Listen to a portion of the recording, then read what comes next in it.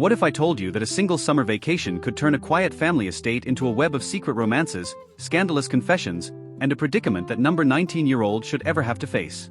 Today, we're diving into the story of Roger, a young man who goes home for the holidays expecting peace but ends up becoming the busiest doctor in the house, handing out medicine to everyone from the housemaids to his own aunt. But as the saying goes, every action has a reaction, and Roger is about to find out that some secrets are too big to stay hidden. The story kicks off with Roger, a guy whose mind is rarely on his books and almost always on the ladies.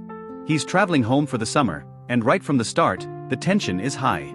He's sharing a horse cart with his mother's maid, and let's just say Roger isn't looking at the scenery, he's fixated on her in a way that's far from innocent.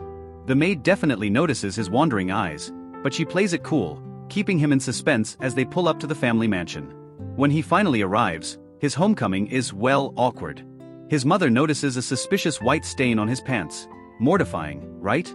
Roger tries to play it off as melted ice cream, but his Aunt Margaret steps in with a comment that would make anyone blush, saying at this age, this happens often, while helping him clean it. Talk about an uncomfortable family welcome. But this is just the tip of the iceberg for what's waiting for Roger behind these walls. As Roger settles in, he starts noticing that he isn't the only one with love on the brain. While wandering the woods, he stumbles upon Ursula, another maid, in a very private moment with a mysterious man. Then, back at the house, he catches the maid Helen busy with someone behind a cracked door. Roger is fascinated but also a little frustrated. It seems like everyone is getting some action except for him. He's lonely, curious, and surrounded by temptation, which is a dangerous combination for a teenager with too much free time. The plot thickens when his little sister, Anna, lets him in on a family secret. Their Aunt Margaret is actually terrified of men, which is why she never married. But hold that thought, because things take a supernatural turn for the scandalous when Roger and Anna sneak onto the church roof to overhear Margaret's confession. Roger's jaw drops as he hears his aunt tell the priest that she's fallen madly in love with her own nephew, him.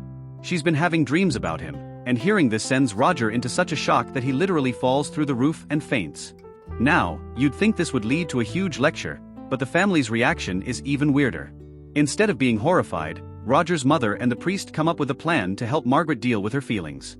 Roger is left nursing some pretty sore injuries from his fall, but his curiosity about the secret romances in the house only grows. He even tries to use a telescope belonging to a neighbor named Mr. Frank, only to find out that Frank is a total voyeur, watching the local couples from afar. Roger isn't just a student anymore, he's becoming a master of the house's secrets. Things go from curious to chaotic when Roger gets his hands on a book of love stories from Mr. Frank's room. He accidentally leaves it where his elder sister, Elisa, can find it. Seeing the effect the book has on her, Roger realizes that the women in the house are just as restless as he is. He decides it's time to stop watching and start acting. He first approaches Ursula in the kitchen, and though there's a brief moment of confusion, she eventually gives in to his charms.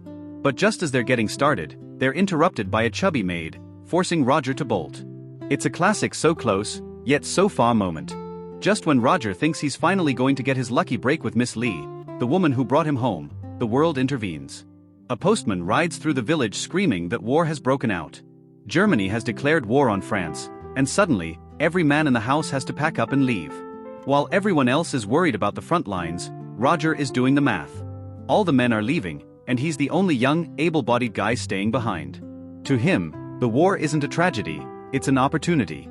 The night before the men leave, there's a strange tradition where the couples go into the forest to say their goodbyes. Roger watches them go, thinking to himself, once they're gone, the real fun begins. And he wasn't wrong. As soon as the dust settles from the departing soldiers, Roger goes on a mission.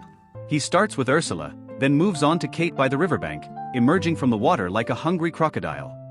His confidence is through the roof, and he begins to see himself as a sort of healer for the lonely women of the estate. His most daring move, however, is visiting Aunt Margaret's room at night.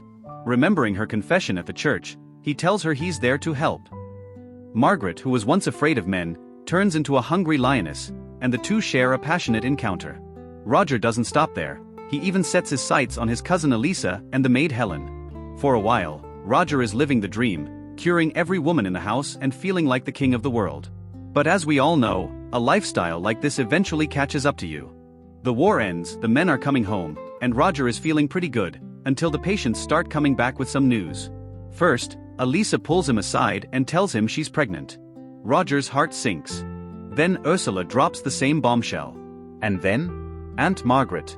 Roger is suddenly facing a nightmare scenario: 3 women, 3 pregnancies, and a house full of returning soldiers who are going to have some very serious questions. If his mother finds out he's responsible for this baby boom, he's toast. In a desperate bid to save his skin, Roger turns into a master manipulator. He uses red nail polish to fake a monthly cycle for Elisa so she can trick her fiancé Ronald into thinking the baby is his. He convinces Aunt Margaret to rush into a marriage with Mr. Frank, who has been pining for her anyway. And as for Ursula, she's already got another man lined up. By the time the soldiers return, Roger has managed to cover his tracks so perfectly that no one suspects a thing. He even manages to squeeze in one last treatment for Helen before his holidays officially end. As Roger packs his bags to head back to school, he looks at the house one last time. He came as a curious boy and is leaving as a man with enough secrets to bury the whole town. He offers to find a husband for Helen too, but she just smiles and says she'll handle it herself. Roger realizes that in this house, everyone has their own game to play. He rides away into the sunset, leaving behind a trail of scandals that will literally take a lifetime to grow up. It's a wild, tangled story of what happens when secrets and desires are left unchecked in a big country house. Roger managed to escape the consequences this time, but you have to wonder, how long can a web of lies that big actually hold? If you were in Roger's shoes, would you have tried to fix the mess, or would you have run for the hills much sooner? Thanks for watching.